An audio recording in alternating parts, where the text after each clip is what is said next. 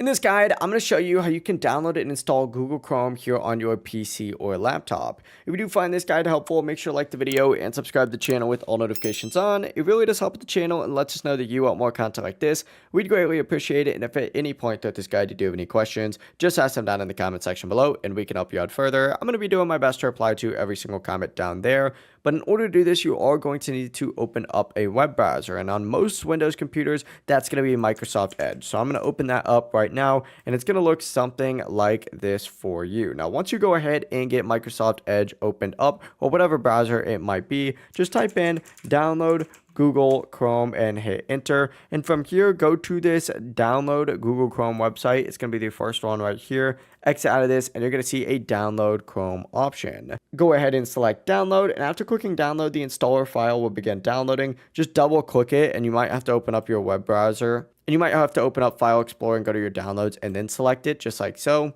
But whenever you do that, Google Chrome will open up automatically. It should create a icon for you on your desktop as well. I would also recommend pinning it. I'd also recommend right clicking on the app when you have it open and pinning it to your taskbar, but that's just me. You don't have to do that.